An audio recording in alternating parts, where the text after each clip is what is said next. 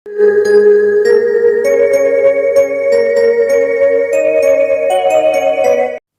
नाथ मुझने मति शुद्धि देजो, हइये सदा सेवक भाव રહેજો। છો શબ્દો મારા પણ આપ આવીને કહેજો, રાજી થઈ અક્ષર ભાવ દેજો, રાજી થઈ અક્ષર ભાવ દેજો। શ્રી સ્વામિનારાયણ ભગવાનની જય। અક્ષર પુરુષોત્તમ મહારાજની જય। ગુણાતીતાનંદ સ્વામી મહારાજની જય। પ્રમુખ સ્વામી મહારાજની જય। પ્રગટ ગુરુ હરિ મહંત સ્વામી મહારાજની જય। સુરત અક્ષરધામ મહોત્સવની જય। દરેક દિવ્ય હરિભક્તોને જય સ્વામી નારાયણ। આજના પ્રવચનનો વિષય, આમ તો સ્વભાવો દરેક વ્યક્તિને અલગ અલગ હોવાના છે, પરંતુ આજે સ્વભાવનું આપણે મૂળ પકડવાનું છે। આમ તો કોઈ પણ પ્રશ્ન ક્યારે સોલ્વ થાય, સમાધાન ક્યારે આવે કે જ્યારે એ પ્રશ્નનું આપણે જો મૂળ સુધી પહોંચીએ તો આપણને ખબર પડે કે પ્રશ્નના મૂળની અંદર એવો તે કયો અમારી ભૂલ છે કે સ્વભાવ છે કે જેના લીધે આ પ્રશ્ન અવિરતપણે ચાલુ હોય છે। કોઈક ચોર હોય, તેને લાખો કરોડો રૂપિયાની ચોરી કરી છે, પરંતુ પોલીસ પણ એ ચોરને પકડવા માટે એ મૂળ સુધી પહોંચશે અને ત્યારે જ એ ચોરને પકડી શકશે। એવી જ રીતે આપણા જીવનની અંદર પણ બાહ્ય રીતે અને આંતરિક રીતે કાંઈક એવા વિઘ્નો આવે છે, તો આ વિઘ્નોની અંદર સૌથી મોટો વિઘ્ન કયું છે? તો એ વિઘ્ન વિશે આજે આપણે વાત કરવાની છે। અને સૌથી મોટો પણ શત્રુ ગણી શકો અને વિઘ્ન પણ ગણી શકો, જે આધ્યાત્મિક માર્ગે, કલ્યાણના માર્ગે આપણને નડે છે, તો એ છે દેહાભિમાન। તો આજના પ્રવચનની અંદર મુખ્ય આપણે મૂળ સુધી પહોંચવાનું છે, અને મૂળ એટલે કે આપણામાં રહેલું દેહાભિમાન। દેહાભિમાન વિશે આપણે આજે નિરૂપણ કરવાનું છે, પરંતુ એ પૂર્વે આપણે સ્વામીની વાતો જે ગુણાતીતાનંદ સ્વામીએ લખેલી છે, એક વાતની અંદર કાંઈક આપણને નવીન ગુણો, પ્રેરણા અને કંઈક સારું કરવાનું મન થાય। એક વાતની અંદર, એક જીવનની અંદર, આત્મા જે હૃદયની અંદર એક શાંતિ પ્રસરે છે, એવી તેમની ગુણાતીતાનંદ સ્વામીની વાતો છે। તો આ વાતોનું સૌ પ્રથમ આપણે પ્રકરણ 6 અને વાત નંબર 278 આપણે વાંચીએ। એક વાક્યની જ વાત છે, પરંતુ આ વાક્ય ઘણું બધું આપણને સમજાવી દે છે। તો સૌ પ્રથમ આપણે એ વાતનું વાંચન કરીએ, ત્યારબાદ સમજવાનો પ્રયત્ન કરીએ કે શા માટે સૌથી મોટો શત્રુ કે વિઘ્ન આ દેહાભિમાન છે। તો ગુણાતીતાનંદ સ્વામીની પ્રકરણ 6ની 278મી વાત, સ્વામિનારાયણ હરે સ્વામીએ વાત કરી છે, કલ્યાણના માર્ગમાં વિઘ્ન કરનારા ઘણા, તેને ઓળખી રાખવા। ગુણાતીતાનંદ સ્વામી 40 વર્ષ સુધી જૂનાગઢની અંદર રહે છે અને એમને કલ્યાણ કરવાના ઉદ્દેશથી અને તેઓ શ્રીજી મહારાજના એ સર્વોપરીપણાની વાતો બધાને સમજાવે છે। ગુણાતીતાનંદ સ્વામી તો 24 કલાક સુધી એ વાતોનો અખાડો જ રાખતા, એટલે કે એ 3-3 કલાકના બધાયના વારા હોય, એવા 8 પુરાણીઓ એમના નિમેલા, એટલે સતત ગમે તે સમયે તમે જાઓ, કથા વાર્તા રૂપી અમૃત ત્યાં અવશ્ય તમને મળે ને મળે જ તે।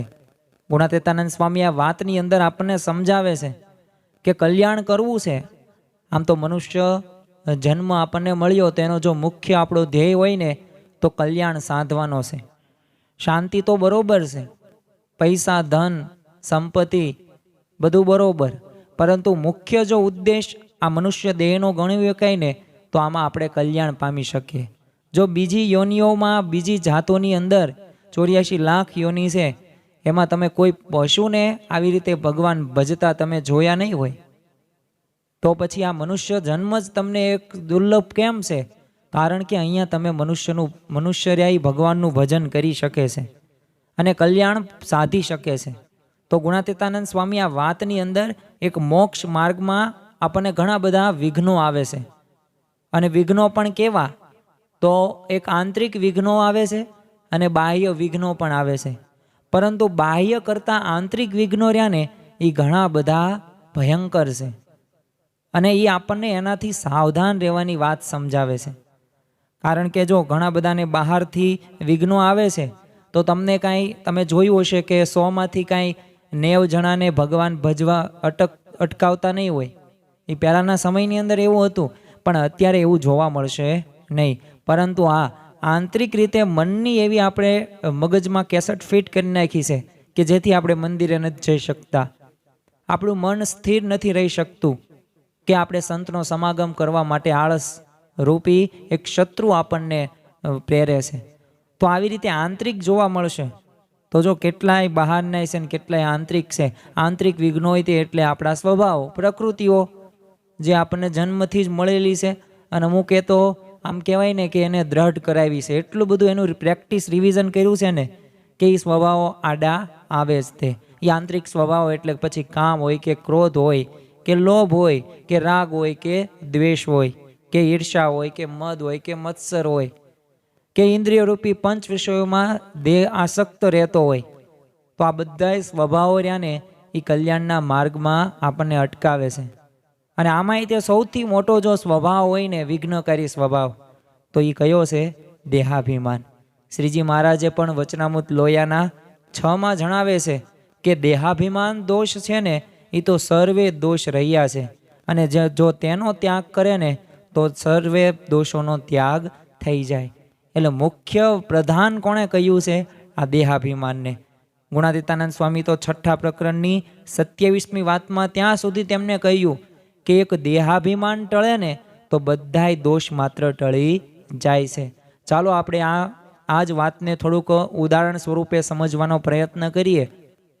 તો જમવાની અંદર આપણને ખબર છે કે કોઈક શાક ખાટું બની ગયું કે ખારું બની ગયું કે તીખું બની ગયું. હવે આમ તો રેગ્યુલર એવી રીતે તમારા વાઈફ તમારા પત્ની એવું શાક બનાવતા નથી, પરંતુ એ ભૂલ ચૂકે એવું બની ગયું. તો પછી તમે એક પહેલું બટકું લીધું અને તમને ખબર પડી કે શાક તો આજે ખારું છે. હવે તમારો સ્વભાવ રહ્યો ને એ ક્રોધી સ્વભાવ છે, અને તમને જીભને વિશે વધારે આસક્તિ છે. એટલે સ્વાદમાં તમને બહુ વધુ ખબર પડે છે. એટલે તમે શું કર્યું? એ શાક જમ્યા નહીં અને આડોઅવળું તમારી પત્નીને કહ્યું. પણ પછી આદરો અંદર ઝઘડો પણ થયો અને 2-3 દિવસ અબોલા પણ રહ્યા. અરે અમુક તો આવી રીતે છૂટાછેડા સુધી પણ પહોંચી જાય છે. પણ ચાલો તમે તો થોડુંક સહન કરી લીધું એટલે વાંધો ન આવ્યો, 2-3 દિવસ જ અબોલા રહ્યા. આવા એક ઘટના બને છે. આ ઘટના 10 ઘરમાંથી 8ના ઘરે દરરોજ બને છે. દરરોજ એટલે કે અઠવાડિયે 2-3 વખત તો હોય જ તે, કારણ કે જમવામાં કાંઈ દર વખતે સરખું ન બને. તો અહીંયા આપણને એમ થાય કે મારો ક્રોધી સ્વભાવ છે ને એટલે આ 3 દિવસ અબોલા રહ્યા. કોઈકને આમાં આ ઉદાહરણમાં એવું લાગશે કે એને જીભને વિશે થોડીક આસક્તિ છે ને એના લીધે આવું થશે. પરંતુ એ ક્રોધ હોય કે પછી જીભને વિશે આસક્તિ હોય, સ્વાદ હોય, તો એના લીધે હકીકતમાં પ્રશ્ન નથી થયો. એ પ્રશ્ન તો થયો જ છે એના લીધે, પરંતુ જો કોઈ મુખ્ય જવાબદાર હોય ને તો આપણું દેહાભિમાન.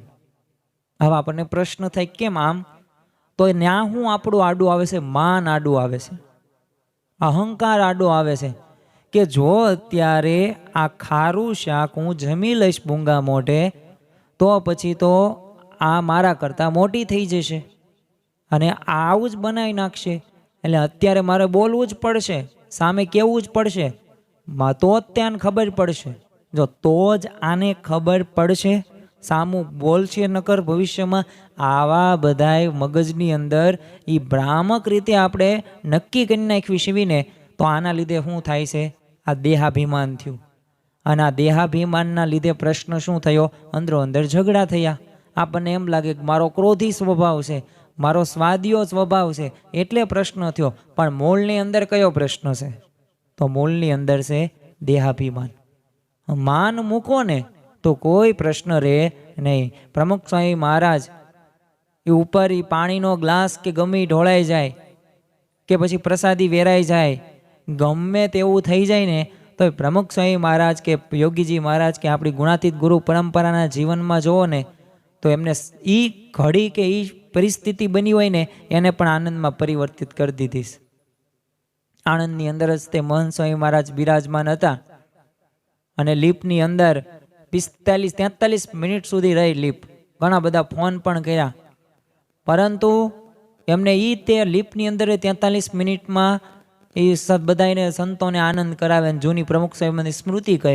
સંતો બધા હાફળા ફાફડા થઈ ગયા અને છેલ્લે પાછા લિફ્ટની બહાર નીકળ્યા. એ બધું મેન્ટેનન્સ વાળો આવ્યો અને બીજી ચાવી એને કરી તો ત્યારે પ્રમુખ સાહેબ મહારાજ શું બોલ્યા કે સંપની પરીક્ષા થઈ કે કેટલો સંપ છે.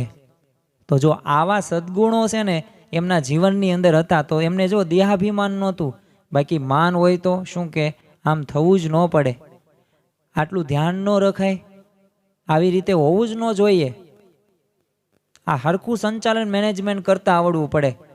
તમને મેં કેટલી વખત શીખવાડ્યું, કેટલી વખત કીધું છે, આવા શબ્દો છે ને અહંકારી માણસને આવે. પરંતુ જો આ નિર્માની સંત છે, નિર્માની સંતના લીધે છે ને આપણને એમાંથી શીખવા ઘણું બધું મળે. તો જો દેહને તમે પોતાનું રૂપ માનશો ને તો વિભિન્ન પ્રકારના વિષયોમાંથી આસક્તિ આપણે જાગશે અને એના લીધે શું થશે, કામ ક્રોધાદિક ને આ બધા દોષોની ઉદ્ભવશે. રામાયણની અંદર જ તે સૌથી મોટો જો વિલન હોય તો રાવણ, આપણે સૌ કોઈ ઓળખીએ છીએ. તો રાવણને તે શું હતું, તો રાવણને અને કુંભકર્ણને એનો વિનાશ થયાનું મુખ્ય કારણ શું હતું, કામ વાસના જ હતી. એ માન જ આડું આવ્યું હતું. બાકી તો છેલ્લે અંગતે પણ કીધું હતું, એની પહેલાં હનુમાનજીએ પણ વોર્નિંગ આપી હતી કે તું પ્રભુ રામના પગમાં પડી જા તો તને મારશે નહીં અને સીતા માને પાસ પણ નહીં, ન માન્યું. તમે મહાભારતની અંદર તે તમે જોયું જ હશે કે દુર્યોધન તો એને માન હતું, દેહાભિમાન હતું, તો એનો તો વિનાશ થયો પણ એના 100 ભાઈઓનો પણ વિનાશ થયો અને એના માતા પિતા પણ દુઃખી થયા. અરે ક્રોધના સ્વભાવની અંદર તો કુંડળનો હાથીઓ પડગર, કેવો સ્વભાવ. તો પોતે એક વખત તો રાત્રે જાગ્યો અને એને આડે એક ગાડું અથડાઈ ગયું. એને એમ લાગ્યું કોઈક માણસ છે તો એને એટલી બધી ક્રોધ ચડ્યો તો ગાડાને બટકું ભરી નાખ્યું. વિચાર કરો કેટલો એનો ક્રોધ ભયંકર હશે. તો આવા કામ ક્રોધાધિક દોષો છે ને આના લીધે ઉપજે છે. એટલે દોષ માત્રનું તમે જો કોઈ કારણ તપાસ કરો ને તો આ દેહાભિમાન જ છે. આધુનિક ભાષામાં દેહાભિમાન રહ્યું ને એ દોષોનું એક જનરેટર કહી શકાય. કોઈક મંદિરની અંદર કે ઉત્સવ સમયની અંદર તમે જનરેટર જોયા હશે કે જનરેટરથી શું થાય, વીજળી ઉત્પન્ન થાય. એમ છે ને આ દેહાભિમાન રહ્યું ને આના લીધે અનેક પ્રકારના દોષો ઉત્પન્ન થાય છે. એટલે ખરેખર આપણા જીવનની અંદર છે ને દેહાભિમાન હોવું જોઈએ નહીં. દોષો તો ઘણા બધા ઉત્પન્ન કરે જ છે પણ દેહાભિમાનના દુષ્પરિણામો પણ ઘણા બધા આપણે ભોગવવા પડે છે. કારણ કે જ્યાં સુધી વ્યક્તિ બ્રહ્મરૂપ નથી થતો ને ત્યાં સુધી એ દેહાભિમાન વધતા ઓછા પ્રમાણની અંદર નડતા જોવા મળે જ છે.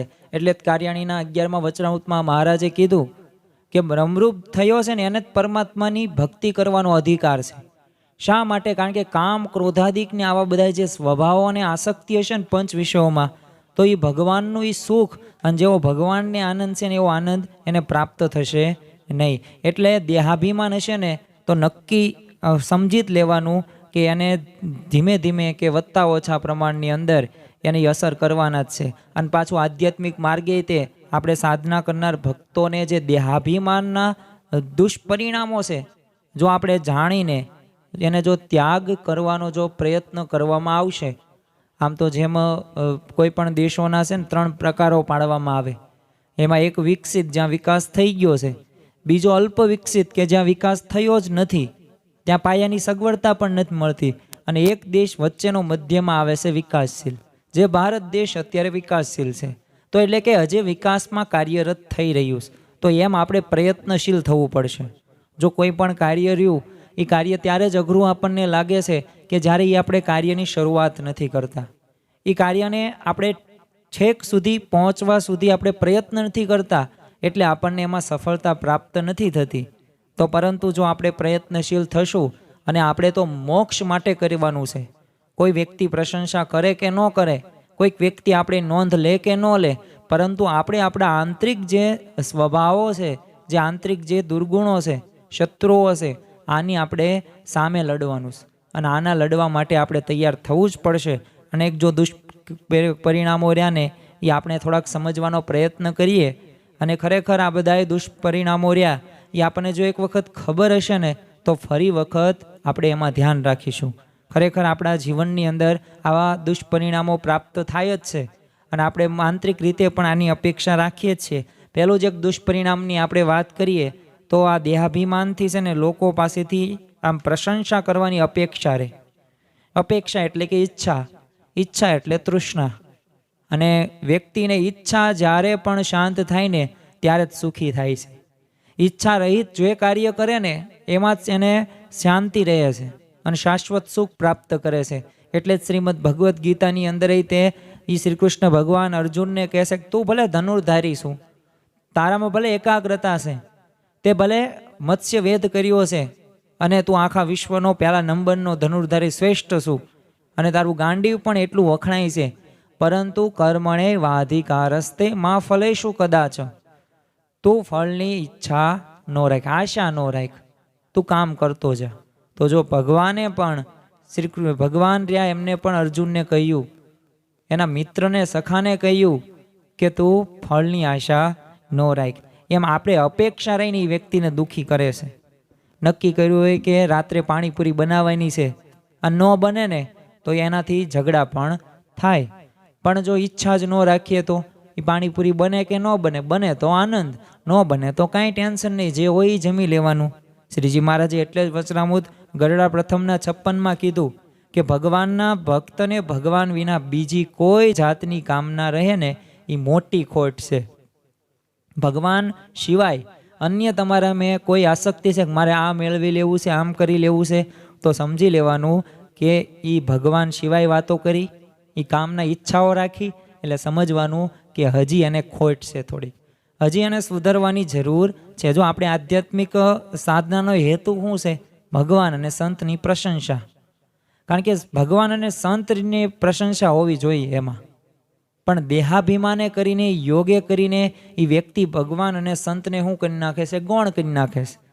અને મુખ્ય પોતે વ્યક્તિ અને અન્ય વ્યક્તિ જેમ કે એ પોતે એને પ્રધાનપણે વાત કરશે. એટલે લોકોની પ્રશંસાની અપેક્ષા રહીને એને જ્યારે જીવનમાં પ્રધાનપણે હશે ને ત્યારે દુઃખ સિવાય બીજું કાંઈ નહીં હોય. એટલે જ તુલસીદાસજીએ કહ્યું છે ને કે કનક તજ્યો કામિની તજ્યો, તજ્યો ધાતુ કો સંગ, તુલસી લઘુ ભોજન કરી જીવે માનકે રંગ. સુવર્ણ સ્ત્રી હોય કે દ્રવ્ય હોય એનો ત્યાગ કરો, સૂક્ષ્મ ભોજન લેવા પાછળ કેટલીક વાર તો લોકોની પ્રશંસા મેળવવાની ઝંખના ઈચ્છાઓ રહેલી હોય છે. અને એનું મૂળ પણ કયો છે?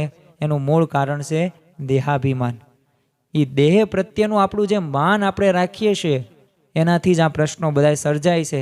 નીલકંઠ વર્ણી જ્યારે પુલાશ્રમની અંદર, આમ તો ઘનશ્યામ પ્રભુ 11 વર્ષની ઉંમરે ગૃહ ત્યાગ કર્યો. શા માટે? જીવોના આત્યંતિક કલ્યાણ કરવાના ઉદ્દેશ તેમનો હતો. તો જ્યારે તેઓ વિચરણ કરતા હતા એમાં પુલાશ્રમની અંદર ઉગ્ર તપ કરીને પછી તો નેપાળમાં એક રાજ્યની અંદર પધાર્યા. એટલે ત્યાંના રાજાએ છે ને પોતાના ગુરુની એક વાત નીલકંઠ વર્ણીને કરતા કીધું. અને ગુરુ કેવા સમર્થ હતા એની વાત આ રાજા નીલકંઠ વર્ણીને જણાવે છે કે અમારા ગુરુ રહ્યાની ખૂબ તપસ્વી છે અને આખું વર્ષ ગુફાની અંદર નિરાહાર રહે છે. કોઈ પણ પ્રકારનું ફળ, ફૂલાહાર કે પાણી એ લેતા નથી. બસ તપ અને સાધના કરે એ જ એમનો મુખ્ય ખોરાક. એટલે મહાત્મા વર્ષમાં છે ને 4 દિવસ એ ગુફામાં બહાર આવે છે. એટલે અમે દર્શન કરવા માટે જઈએ છીએ અને બધી પ્રજા પણ દર્શન કરવા માટે આવે અને આખો મોટો મેળો 4 દિવસ અમે ભરવી છીએ. આવા અમારા ગુરુનું સામર્થ્ય છે. એટલે નીલકંઠ વર્ણી તો અંતર્યામી અને ભગવાન તો બધું જાણે જ તે. એટલે નીલકંઠ વર્ણી જાણતા હતા એટલે તરત ત્યાં રાજાને કીધું કે મહાત્મા બહાર નીકળે ત્યારે મોટો ભરાય છે ને મેળો, એ જ એમનું માન છે ને એ જ એમનો ખોરાક છે. એટલે રાજાને આશ્ચર્ય થઈ ગયો કે અમે કાંઈ જમવાનું દેતા નથી મેળાની અંદર, અમે તો ખાલી દર્શન કરવા અમારા સમર્થ ગુરુને ગુરુ કર્યા છે ને અમે એમના શિષ્યો છીએ એટલે અમે જઈએ છીએ. અને આ નીલકંઠ વર્ણી આમ કેમ કહે છે? એટલે નીલકંઠ વર્ણીને કીધું તમે કેમ એવી રીતે કહો છો? એટલે નીલકંઠ વર્ણી કહે કે હું જે કહું છું એ સાચું છે અને જો સાચું ન મનાતું હોય ને તો તમે એવો બંદોબસ્ત કરો કે 4 દિવસ સુધી કોઈએ એ તમારા ગુરુના દર્શન કરવા માટે જવાનું નથી. એટલે બંદોબસ્ત કર્યો રાજાએ કે કાંઈ વાંધો નહીં, આ વખતે જોઈ લઈએ કે આ કેવા નીલકંઠ વર્ણી. આ બધા કહે છે કે આ તો ભગવાન છે અને આમના એ વાક્યો અને એમની વાણી રહી જ એમનું આમાં શાંતિકારક સુખદાયી નીવડે છે અને જે બોલે છે ને એ થાય છે. એટલે રાજાને થોડોક તો વિશ્વાસ હતો નીલકંઠ વર્ણીમાં. એટલે બંદોબસ્ત કર્યો અને જે દિવસે મહાત્મા બહાર નીકળવાના હતા એટલે કોઈ પણ પ્રકારનું એવું મેળાનું પણ આયોજન નહીં. બધાય લોકોને એ ગામની અંદર જ તે ઢંઢેરો પીટવી નાખ્યો કે 4 દિવસ કોઈએ પણ ગુરુના દર્શન કરવા જવું નહીં, આ રાજાનો હુકમ છે. અને જો જશે તો એને ફાંસી અને સજા ફરમાવવામાં આવશે. એટલે કોઈ પણ દર્શને જાય નહીં. એટલે મહાત્મા હવે આવે છે બહાર ગુફામાંથી. એટલે મહાત્મા થોડાક નિરાશ થઈ ગયા. હવે આ દૂર રહેલા રાજા અને આ નીલકંઠવાણી જોતા હતા અને અમુક ગામના લોકો પણ હતા, પરંતુ એ બતાય નહીં ને એ રીતે જોતા હતા. એટલે થયું એવું કે નિરાશ થઈ ગયા, એમનો ચહેરો દેખાતો જ. એટલે ઝાડ પર ચડીને તો બધા દૂર જોતા હતા, એમાં કાંઈ એમને દેખાણ્યું નહીં કે ચાલો ને કોઈક તો આવતા હશે, આજે થોડુંક મોડું થઈ ગયું હશે. એટલે એટલું બોલ્યા મહાત્મા, કુછ ભી નહીં, કોઈ નહીં. અને આવું જ બોલતા એમનો દેહ પડી ગયો. અને આમ કહેવાય ને કે પ્રાણ પંખેરું આત્મામાંથી ઉડી ગયું. એટલે રાજાને આ જોઈને છે ને થોડોક આશ્ચર્ય થયું અને કીધું કે આખું વરસ આ ભૂખે રહેશે મહાત્મા મારા ગુરુજી, અને અચાનક આમનું મૃત્યુ કેમ થયું? એટલે પછી તો નીલકંઠ વર્ણીએ રાજાને બધું સમજાવ્યું કે છે ને મહાત્મા રહ્યા ને એ કાંઈ ભલે ફળ કે ફૂલ કે કોઈ પણ પ્રકારનો ખોરાક જમતા નહોતા, પરંતુ એ તો માન સન્માનને આધાર જીવતા હતા. અને જો માન ગયું ને તો એમના પ્રાણ પણ ચાલી ગયા. અને આવી રીતે તેઓ જીવતા હતા. અત્યારે વર્તમાન જગતની અંદર તે કેટલાક લેખકો અને ચિંતકો જે પોતાની વિચારધારા પુસ્તકો દ્વારા અને વક્તવ્યો દ્વારા રજૂ કરે છે, એ પણ અત્યારે માને છે ને બીજાને સમજાવે છે કે માનના લીધે જ તે છે ને જગતનું બધું કાર્ય ચાલી રહ્યું છે. આજે અમેરિકા અને ઈરાકનું યુદ્ધ હોય કે પછી એ વ્લાદિમીર પુતિન અને ઝેલેન્સ્કી એ રશિયા અને યુક્રેનનું યુદ્ધ હોય, કોઈ પણ દેશના યુદ્ધો હોય કે પ્રશ્નો હોય, તો પ્રશ્નો પાછળ શું રહેલું છે? આ દેહાભિમાન, યા માન રૂપી સ્વભાવ રહ્યો ને, એના લીધે જ તે લોકો વધુ હેરાન થાય છે અને એના લીધે જ તે અમુક કાર્યો બગડે છે. અમેરિકાના જાણીતા લેખક માર્ક ટ્વેન એ તો કહેતા કે I can leave for 2 months on good compliments. એટલે કે હું તો ખાલી 2 માસ સુધી પ્રશંસા ઉપર જીવી શકું છું. બોલો, વિચાર કરો કે કોઈ પણ પ્રકારનો ખોરાક નહીં, પાણી નહીં, બસ એને તમારે વખાણ કરવાના. અને માણસને આજે વખાણ પણ એટલું બધા ગમે છે. આજે વખાણ કરો ને, 2 વાક્યો સારા બોલો ને, એટલે આમ તો કોઈ પણ વ્યક્તિ છે ને ફૂલાઈ જાય અને તરત ખબર પડી જાય કે આને છે ને પોંપ મારવાની જરૂર છે, આને થોડાક ફૂલાવવો પડે તો જ કામ કરે. આપણે છે ને વૃત્તિ કેવી થઈ ગઈ? માનની વૃત્તિ થઈ ગઈ. કોઈક આપણું અપમાન કરે ને, કોઈક આપણને સુધારવા માટે પ્રયત્ન કરે, કોઈક આપણી ભૂલ દેખાડે, તો આવું આપણને ગમતું નથી. પરંતુ આપણું બસ માન સચવાવવું પડે, આપણી પ્રશંસા થવી પડે. હું ગમે તેવું બનાવું જમવાની અંદર, પણ મને બધા માન આપવા પડે. હું ગમે તેવું કાર્ય કરું, મારા બધા વખાણ કરવા પડે. આવી અપેક્ષાને લીધે છે ને માણસ સુધરી શકતો નથી અને આગળ વધી નથી શકતો. પરંતુ ખરેખર આપણા જીવનની અંદર છે ને આ દેહાભિમાનના લીધે આપણો જે સુધારો રહ્યો ને, ડૉક્ટર સ્વામી તો ઘણી વખત કહેતા કે સુધારાને કોઈ દિવસ સરહદ નથી હોતી. સુધારાને કોઈ દિવસ સરહદ નથી હોતી. સુધારો થઈ જ શકે જ્યાં સુધી કરવો હોય ત્યાં સુધી. એટલે વ્યક્તિને સુધરવું હોય તો સુધરી શકે છે, પરંતુ આપણે શું મૂકવું પડે? દેહાભિમાન મૂકવું પડે. જો માન મૂકીશું ને તો દરેક કાર્ય સારી રીતે થઈ શકશે. એટલે જ યોગીજી મહારાજ પણ માનને એક સુપ્રિટેન્ડન્ટ પ્રકૃતિ કહેતા. જેમ કોઈ અમેરિકાના પ્રેસિડન્ટ હોય, એ અમેરિકાના પ્રથમ નાગરિક હોય, ભારતમાં રાષ્ટ્રપતિ અને વહીવટી વડા તરીકે પ્રાઇમ મિનિસ્ટર, એનાથી કોઈ ઊંચું ન હોય. એવી રીતે આ માન રહ્યું ને એ સુપ્રિટેન્ડન્ટ પ્રકૃતિ છે. એટલે માન રહ્યું ને એ સૂકા હાડકા જેવું છે. શ્રીજી મહારાજે ગઢડા જે પ્રમધ્યના 41માં પણ એમને ઉદાહરણ આપ્યું માનરૂપી, કે આ કૂતરાનું દ્રષ્ટાંત આપીને મહારાજ સમજાવ્યું કે જેમ શ્વાન હોય તો શ્વાનને સૂકા તમે હાડકા આપો તો એ હાડકું લઈને તે એકાંત સ્થળે જાય અને ત્યાં કવડે, પછી એને પોતાને હાડકાને એકાંત લઈને જઈને પછી મોઢું થોડુંક એનું સોલાય એનાથી. કારણ કે હાડકું રહ્યું તો એમાં કોઈ પણ પ્રકારનું લોહી તો હોય નહીં. હાડકું થોડું ખાઈ શકે, પરંતુ છતાં એને હાડકું ગમે, પણ એનું જ મોઢું સોલાય. કારણ કે હાડકું ખાય છે એટલે છોલાવાનું છે, અને એ લોહીવાળું એને ચાંટે ને એને એ મૂર્ખ પાસે એને એમ એ નથી જાણતો કે આ લોહી રહ્યું ને મારું મોઢાનું જ લોહી છે, અને આ સ્વાદ જે મને આવે છે ને મારા લોહીનો જ આવે છે. એમ ભગવાનનો ભક્ત હોય ને તો પણ માનરૂપી હાડકાને મૂકી શકતો નથી. ભલે એ આધ્યાત્મિક માર્ગે આગળ હોય, તો યાદ રાખવું કે ખરેખર આ દેહાભિમાન રહ્યું ને એટલે આપણે સૌથી મોટો શત્રુ કીધો છે, સ્વભાવ કીધો છે. એટલે અને જે સાધન કરે છે ને એને માનને વશ થઈને કરે છે. પાસ કોઈ પણ સેવા કરે, માન મળે છે, હાલો આ કરવી, બધે વચ્ચે તાળીઓ પડે છે, હાલો કરીએ. સંતો વખાણ કરે છે, કરીએ. તો હકીકતમાં આપણે ભગવાન અને સંતને પ્રસન્ન કરવાના છે. આ લોક તો વખાણ કરે કે ન કરે, આ લોકનું તો કામ છે કે તમે સારું કરો તો વખાણ કરે, થોડુંક ખોટું કરો તો એની વખાણ કરનારા હોય ને એ નિંદા કરે. આ લોકનું જોશો ને તો આધ્યાત્મિક માર્ગે આપણે આગળ વધી નહીં શકીએ.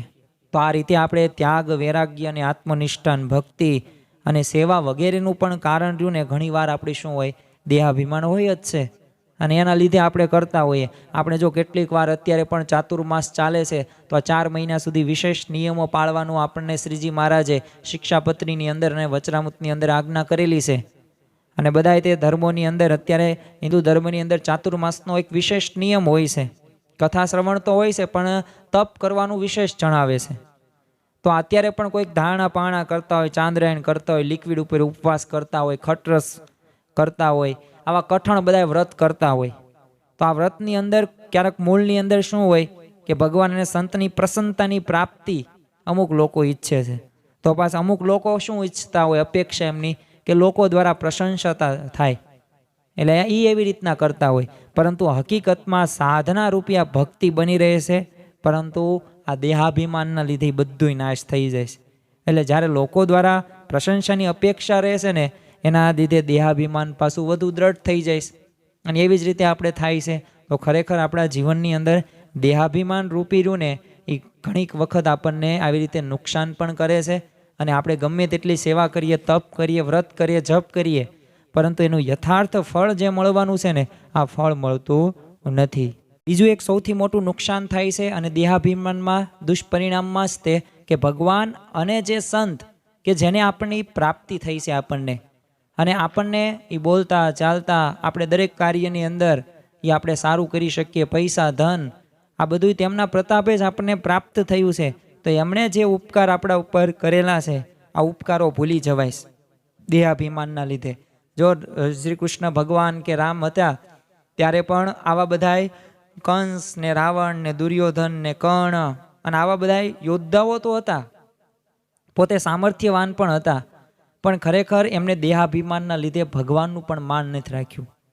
તો જો જેના બળ અને આપણને આશીર્વાદથી એ વ્યક્તિ આપણે સફળતાના ઉચ્ચ શિખરો સુધી પહોંચે છે અને એ તમે રંકમાંથી રાજા થાવ છો અને ભગવાન અને સંતના અનંત ઋણ આપણને પ્રાપ્ત થયા છે. કારણ કે 2019ની અંદર COVID-19 આવ્યો, તો આ કોરોના વાયરસની અંદર આપણને ઓક્સિજનનો ખરેખર ત્યારે મહિમા સમજાણો.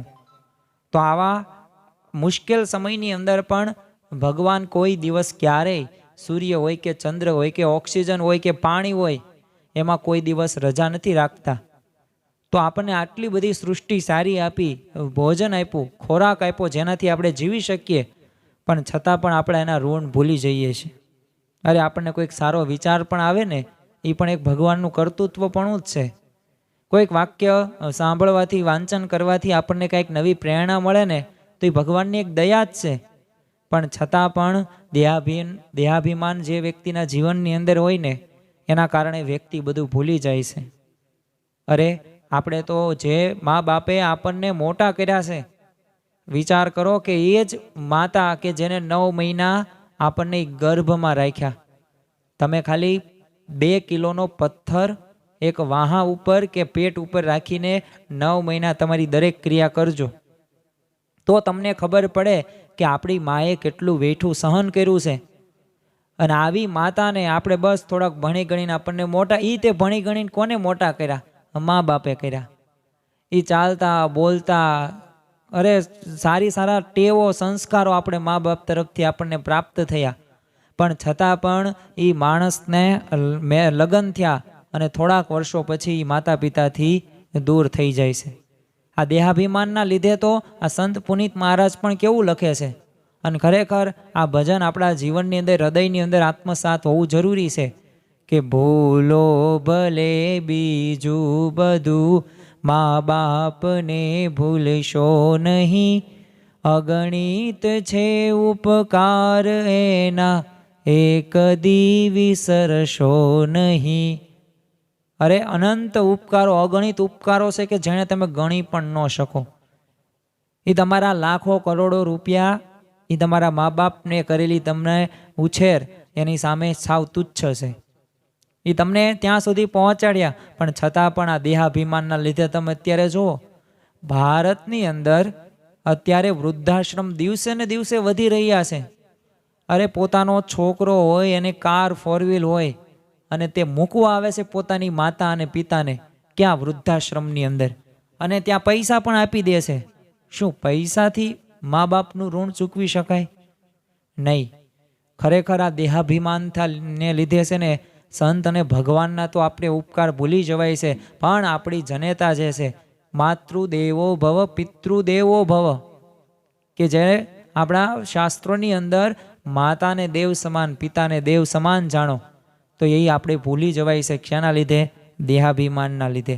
કેન ઉપનિષદની અંદર તો આ વાત સમજાવતો એક દેવો અને યક્ષનો સંવાદ ખૂબ પ્રચલિત છે, અને આ સંવાદ પણ આપણા જીવનની અંદર આત્મસાત થયેલો હોવો જરૂરી છે. આપણે આમ તો ઉપનિષદો તો વાંચી નહીં શકીએ, 18 પુરાણો પણ વાંચી નહીં શકીએ, રામાયણનો કોઈક એક પ્રસંગ પણ નહીં યાદ હોય, પરંતુ ખરેખર આવા ઉપનિષદની અંદર અમુક જે પ્રસંગો, અમુક જે સંવાદો છે ને એ આપણને જીવતા શીખવાડે. કેવી રીતે આપણે જીવનની અંદર આગળ વધવું ને એ આપણને શીખવાડે છે. તો એક સમયે ને વિશે છે ને આ વાત છે કેન ઉપનિષદની અંદર જ તે એ જે દેવો અને યક્ષ વચ્ચેનો સંવાદ છે એ વચ્ચેનું. તો એક સમયે દેવ અને દાનવો, આમ તો ક્યારેય તે એમને ભળે તો નહીં જ તે. તો દેવ અને દાનવોનું છે ને યુદ્ધ થયું. સ્વાભાવિક છે કે આપણને ખબર છે કે આમાં સૌથી વધુ જો પ્રાયોરિટી વિનર્સમાં હોય ને તો એ આપણે દેવોની ગણી શકીએ. તો થયું પણ એવું, પરંતુ પરમાત્માની કૃપાથી, આમ તો દાનવો ઘણા બધા છે ને બુદ્ધિશાળી હતા જ તે, એમની પાસે તે શસ્ત્રની વિદ્યા બધી હતી અને પ્રાપ્ત કરેલી હતી, પરંતુ ભગવાનની પરમાત્માની કૃપાથી છે ને દેવતાઓને શક્તિ મળી વધારે, અને યુદ્ધની અંદર એ દેવોનો વિજય થાય છે. પરંતુ પ્રશ્ન ક્યાં થાય છે?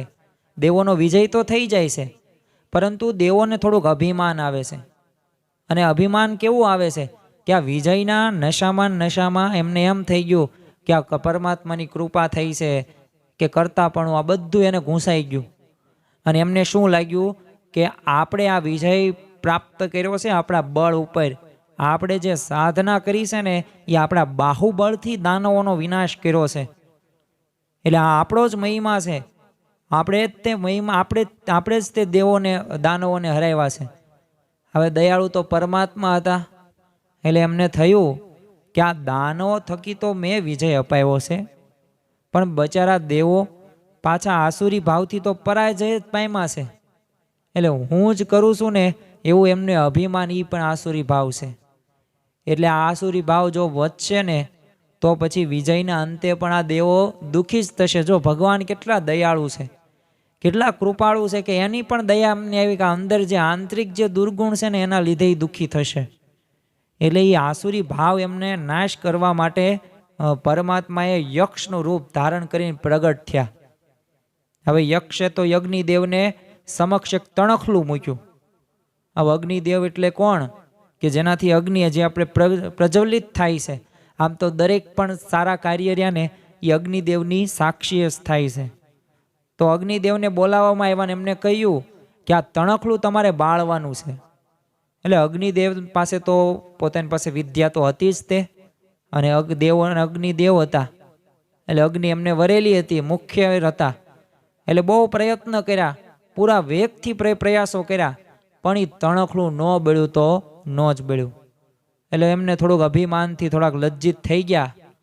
અને યક્ષ કોણ છે, ક્યાંથી આવ્યા છે, એ કાંઈ પણ જાણ્યા વગર પાછા વહી ગયા ઇન્દ્રલોકની અંદર. હવે અગ્નિદેવે કહે છે લોકની અંદર ઇન્દ્રને કે આ મારાથી તણખલું બળ્યું નહીં. એટલે વાયુદેવ ઊભા થાય છે, અને વાયુદેવ કે વાંધો નહીં. વાયુ એટલે કોણ? પવન. જે અત્યારે આપણે આમ તો પંખો કે એસી કે બંધ થાય તો આપણે રહી ન શકીએ, લાઇટ જાય એટલે.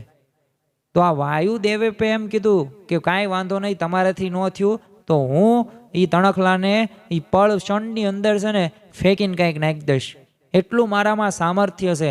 જો અહંકારથી ભરેલો કોઈ પણ વ્યક્તિ હોય ને એ વિનાશ નોતરે જ છે. અને વાયુદેવ આવે છે યક્ષ પાસે અને તણખલું મૂકે છે અને કહે છે યક્ષ કે આ તમે પવનદેવ છો? પવનદેવ કે હા, હું પવનદેવ છું. હું દુનિયાની દરેક જગ્યાએ બ્રહ્માંડોમાં હું કાર્ય કરું છું પવનનું. એટલે કીધું કે યક્ષે કીધું કાંઈ વાંધો નહીં, આ તણખલું છે અહીંયા અગ્નિદેવથી જ બળ્યું નથી, તમારે બાળવાનું નથી પણ આને હલાવવાનું છે. એટલે ત્યારે તો પવનદેવ તૈયાર થઈ ગયા, પ્રયાસો શરૂ કર્યા, પરંતુ છતાં પણ એક પણ પ્રયાસમાં એ તણખલું સેજ પણ હલ્યું નહીં. એટલે હતાશ થઈને એ પાછા ઇન્દ્રલોકની અંદર જાય છે ને ઇન્દ્રને બધી વાત કરે છે. એટલે હવે દેવરાજ ઇન્દ્ર તૈયાર થઈ જાય. પરંતુ જ્યારે તેઓ તૈયાર થયા ને ત્યારે જે ભગવાન હતા ને એ તો અંતર્ધાન થઈ ગયા. એટલે યક્ષના સ્થાને એક સુંદર સ્ત્રી એને દેખાય અને એ હેમવતી ઉમા હતા. એટલે ઇન્દ્રે એને સ્ત્રીને યક્ષ બાબતે થોડુંક પૂછ્યું કે યક્ષ ક્યાં છે અને તણખલું ક્યાં છે? એટલે હેમવતીએ ત્યારે સમજાવ્યું ઇન્દ્રને કે એ તો પરમાત્મા હતા. એને ખુલાસો કર્યો અને પછી એને સ્ત્રીએ કીધું કે તેમને લીધે જ તમને આ વિજય પ્રાપ્ત થયો છે અને તમે મહત્તા પામ્યા છો એમના લીધે જ તે. અને ત્યારબાદ આ ઘટના બનીને પછી ઇન્દ્ર અને બધાય દેવતાઓની શાન ઠેકાણે આવી ગઈ અને એમને થયું કે આ દાનવો સાથેના જે યુદ્ધમાં છે ને એ પરમાત્માની શક્તિના લીધે જ અમે યુદ્ધમાં વિજયી થયા છીએ. તો જો દેહાભિમાનના લીધે તો દેવોને પણ પ્રશ્નો છે, પરંતુ એનાથી થયું શું? જે પરમાત્માનો જે ઉપકાર હતો, ભગવાને જે કૃપા કરી હતી ને એ કૃપા પણ વિસરી ગઈ. એટલે જો આપણને હાથ, કાન, નાક, શરીરના બધા અંગો સારા આપ્યા છે ને તો એ ભગવાનની કૃપા. ભગવાનને પ્રાર્થના કરવાની છે કે આપણને આવો મનુષ્ય દેહ આપ્યો અને એ રીતે સાજો. બીજું કે આપણે સારી રીતે 3 ટક જમી શકીએ છીએ ને તો આ ભગવાનનો આભાર માનવાનો છે. કોઈ આપણને નખમાં રોગ નથી ને તો આપણે અભિમાન નથી કરવાનું, પણ એ ભગવાનનો આભાર માનો કે ભગવાન તમારા લીધે હું આટલો નિરોગી જીવન જીવું છું. તો આ જ્યારે જીવનની અંદર હશે ને તો આપણે ક્યારેય ઉપકાર ભૂલી શકીશું નહીં. આ દેહાભિમાન રૂપી જે અસુર્યા ને એ દેવોને તો હેરાન કરે છે, પણ ભગવાનનો જે ભક્ત હોય ને જો જાણપણું ચૂકે ને તો એને ત્યાં માન રૂપી અસુરના મુખનો એ ગ્રાસ બની જતો હોય છે. વડોદરાના મંદિરમાં તે સેવા કરતા મંગળીઓ હવે નિત્યક્રમ પ્રમાણે ગોપાળન સ્વામીની વાતો સાંભળે, નિત્ય સમાગમ કરે અને બધું તે વાળવાની સેવા કરે, સ્વસ્થતાની બધી સેવાઓ કરે. એટલે ગોપાળન સ્વામી તો રાજી થઈ ગયા અને મંગળિયાને બોલાવે કે અમે તમારી સેવાથી પ્રભાવિત છીએ, જાવ અમારી કૃપાથી છે ને તમને આ રાજ્યની અંદર સારામાં સારો હોદ્દો મળશે. અને થયું પણ એવું. થોડાક દિવસ પસાર થયા અને મંગળિયો હતો પોતે તો આવી રીતે સેવા કરતો હતો અને ગોપાળન સ્વામીની કૃપાથી એ રાજકારભારના કારણે એ મંગળિયામાંથી મંગળદાસ બની ગયા અને મોટા શેઠ બની ગયા. એટલે રાજા મહારાજ હોતા અને પ્રધાન હોય બધી એની સલાહ લે. એટલે ઘણા સમયે થોડાક 2-4 રાજપુરુષો સાથે આ મંગળદાસ આ દિવાન હવે દિવાન બની ગયો હતો એવી રીતે. એટલે ગોપાળન સ્વામીને મળવા આવે છે. એટલે ગોપાળન સ્વામી તો સહજ ભાવે, હવે પહેલાં તો મંદિરે આવતો હતો ને આવી રીતે બધી સેવા કરતો હતો. સ્વાભાવિક છે કે આપણે આપણો મિત્ર નાના હોય ત્યારે આપણે જે નામથી બોલાવીએ, જેવી રીતે વર્તન કરતા હોય એવા મોટા થઈને એવું કરીએ જ તે. તો ગોપાળન સ્વામીએ તો આ કીધું કે આવો આવો મંગળિયાઓ આવો. એટલે આવી રીતે કીધું ને એટલે એને બહુ ખોટું લાગી ગયું. એટલે થોડુંક પછી તો રાજપુરુષોના મંગળદાસ આવ્યા હતા, એને દર્શન કરીને પાછા ગયા ને એટલે એક હરિભક્તને કીધું, કેવડાયું આ મંગળદાસે કે તમે આ સ્વામીને થોડોક કહેજો કે જરા થોડોક વિવેક શીખે, કારણ કે મને આટલા બધાની વચ્ચે મંગળિયો કયો એ કાંઈ સારું ન કહેવાય અને હવે તું મંગળદાસ થઈ ગયો, એ તો જૂની બધી વાતો છે. એટલે ગોપાળન સ્વામી એને આ હરિભક્તે વાત બધી કરી. એટલે ગોપાળન સ્વામી ત્યારે કાંઈ બોલ્યા નહીં, ખાલી એટલું જ બોલ્યા ફક્ત ભલે, હવે કાંઈ અમે કાંઈ નહીં કહીએ, હવે અમે મંગળદાસ કહીશું. અને એમ કીધું ને થોડાક સમય બાદ મંગળદાસ થોડાક રાજાના ગુનામાં આવે છે અને હોદ્દેથી એને ઉતરી જવું પડે છે અને બધું તે ધન બન પણ વધુ વહી જાય છે અને પાછું સાધારણ પરિસ્થિતિની અંદર આવે છે, એ ફાટેલા તૂટેલા કપડાં પહેરીને તે મંદિરની અંદર ગોપાળાનંદ સ્વામીના આમ જ્યાં આવે છે ને ત્યાં જ તે ગોપાળાનંદ સ્વામી કહે છે, આવો મંગળદાસ શેઠ, આવો મંગળદાસ શેઠ. અને ત્યારે આ મંગળદાસ શેઠ હવે તો મંગળિયો થઈ ગયો, કારણ કે સાવ સાધારણ સ્થિતિ, એટલે પગમાં પડીને માફી માગે છે. કહે છે ગોપાળાનંદ સ્વામી કે, હે સ્વામી દયા કરો, મારો અપરાધ થઈ ગયો, મને માફ કરો. આપના પ્રતાપે જ તે હું આ મંગળયામથી મંગળદાસ બન્યો હતો ને હું આ હારા હોદ્દા ઉપર પહોંચ્યો હતો અને હું સરકારનો કારભારી અધિકારી હતો, પણ મને માન આવી ગયું તો એના લીધે મારાથી અપરાધ થઈ ગયો તમારો, એટલે તમે મને માફ કરો. પછી તો ગોપાળાનંદ સ્વામી એને માફ કર્યો. તો જો અહંકારની આંટીમાં આવી મંગળદાસ શેઠ રહ્યા ને, એ મોટા સંતનો ઉપકાર ભૂલી બેઠા અને હોદ્દા પરથી એમને ઉતરવું પડ્યું. એમ જે પણ વ્યક્તિએ ઉપકાર કર્યો હોય ને, ઉપકારનો ક્યારેય આપણે ઋણ ચૂકવી ન શકીએ, પણ ક્યારેય તે એને આપણે હેરાન કે ભૂલી જવાય નહીં.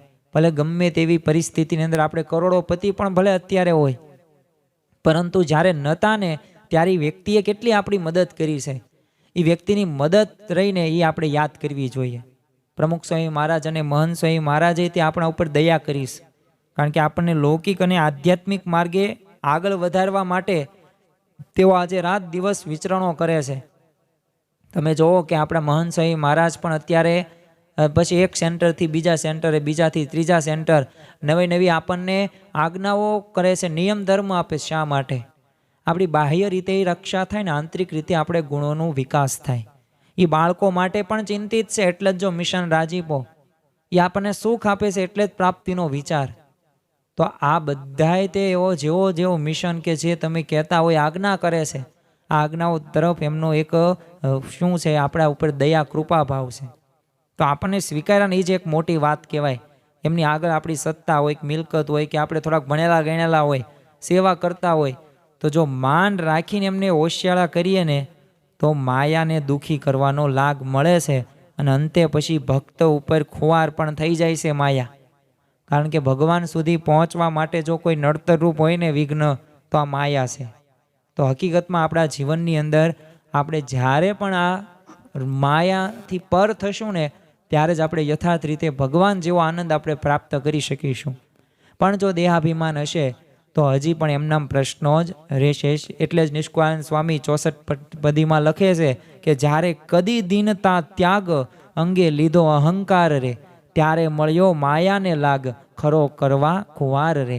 એટલે જ્યારે તમે દીનતાનો ત્યાગ કરશો ને, એટલે કે જો માન નિર્માનીપણું તમે ત્યાગ કરી નાખ્યું અને બસ જીવનની અંદર માન જ રાખશો, દેહાભિમાન જ રાખશો, તો ત્યારે પ્રશ્ન શું થશે? અહંકાર આવશે. અને અહંકારના લીધે શું થશે? માયા આપણી ઉપર હાવી થઈ જશે. અને એક વખત માયા હાવી થઈ ગઈ એટલે સમજી લેવાનું આપણો વિનાશ નિશ્ચિત છે. તો આ ભગવાન અને સંત ભલે કદાચ પોતે આપણા દેહાભિમાનનું ખંડન ન કરે, મહંત સ્વામી આજે તમને ક્યારેય તે તમને માનથી જ બોલાવશે, કોઈ દિવસ આવું નહીં કરે, પણ કોઈકને નિમિત્ત બનાવશે અને એના લીધે આપણી પરીક્ષા લેશે. થોડાક ઉદાહરણો આપણે જોઈએ જેથી આપણને ખબર પડે કેવા કેવા સંજોગો આપણી સમક્ષ ઊભા થાય છે. તો આપણને અમુક વાર મંદિરની અંદર જઈએ તો આપણે તન મન ધનથી આમ તો બધી રીતે જોડાયેલા હશું, સેવા પણ કરતા હશું, પણ ક્યારેક આપણે નામ તોરવું, હાર તોરા જેવો એમાં બોલાય પણ નહીં નામ.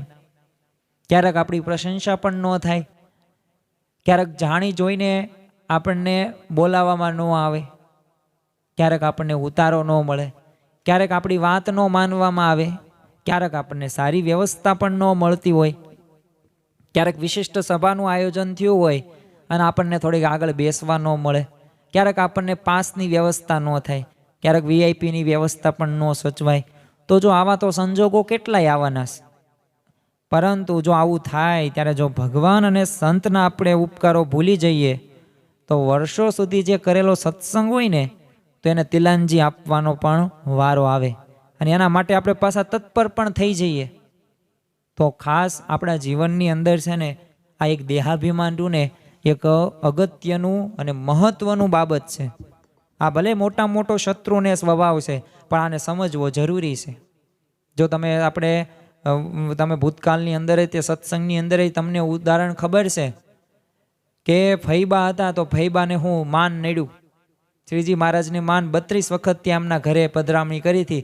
ભગવાન સાક્ષાત ત્યાં આવ્યા હતા, પણ છતાં માનના લીધે શું થયું? ભગવાનને રાજી કર્યા. તમે અલૈયા ખાચર જુઓ, એ સમયની અંદર 2000 કરતાં વધુ સત્સંગીઓ કર્યા હતા, પરંતુ મહારાજે કાંઈક એવું એમનું ધોતિયું ખેંચ્યું, તેમને લીધું કે આ તો ભગવાન જ ન કહેવાય, આવી રીતના મશ્કરી કરે. બીજા બધા દાંત કાઢતા હતા. તો જો માન હતું તો એના લીધે શું થયું? તો એના લીધે સત્સંગમાંથી પડ્યા, પણ 2000ની જગ્યાએ 4000ને સત્સંગમાં પાછા પાડી નાખ્યા. તો જો દેહાભિમાન આવ્યું. તો આવા તો કેટલાય ઉદાહરણો છે. તો આવા ઉદાહરણો ઉપરથી આપણને ખબર પડે કે ખરેખર આ દેહાભિમાન રહ્યું ને એના લીધે પ્રશ્નો થાય છે, એના લીધે આપણે ભગવાનનું ભજન યથાર્થ રીતે કરી શકતા નથી. તો આજના દિવસે આજે આપણે થોડાક મુદ્દા જ સમજવાનો પ્રયત્ન કર્યો. હજી પણ આવતીકાલે આપણે સવારે સમજવાનો પ્રયત્ન કરીશું કે હજી પણ દુષ્પરિણામો કેટલા પ્રાપ્ત થાય છે. કારણ કે વિવેક પણ ચૂકી જવાય છે ઘણી વખત, ન બોલવાનું પણ બોલી જવાય છે, ભગવાન અને સંતનો ઘણી વખત દ્રોહ થઈ જાય છે. અને એ સિવાય પણ આપણા જીવનની અંદર આપણે માન જીતવું છે. તો માન જીતવા માટે કેવા ઉપાયો આપણે કરી શકીએ તો આપણે આગળ વધી શકીએ? તો આવા બધા આપણે મુદ્દાઓનું આવતીકાલે નિરૂપણ કરીશું. તો આજે આપણે આટલું જ રાખીએ છીએ. આજે આપણે આજે મહારાજ સ્વામીના ચરણોમાં પ્રાર્થના કરીએ કે આ દેહાભિમાન નામનો મોટો શત્રુ છે એને અમે દૂર કરી શકીએ, અને તમારા ઉપકાર પણ ભૂલી ન શકીએ, અને કોઈની પાસેથી અપેક્ષા પણ ન રાખીએ. કારણ કે તો જ આ દુષ્પરિણામો આપણને પ્રાપ્ત નહીં થાય. નકર જો આવા દુષ્પરિણામો પ્રાપ્ત થાય તો સત્સંગ આખો ચૂથાઈ જશે. સત્સંગમાં યથાર્થ સુખ પ્રાપ્ત નહીં થાય, અને જે ભગવાનને સંતને જે સુખ આપવું છે એમાં આપણે વર્તી શકીએ નહીં. તો આજના દિવસે મહારાજ સ્વામીના ચરણોમાં પ્રાર્થના કરીએ કે અમારા જીવનની અંદર આ દેહાભિમાન દિવસે ને દિવસે ઓછું થાય એવી અમારા ઉપર કૃપા કરજો. શ્રી સ્વામિનારાયણ ભગવાનની જય.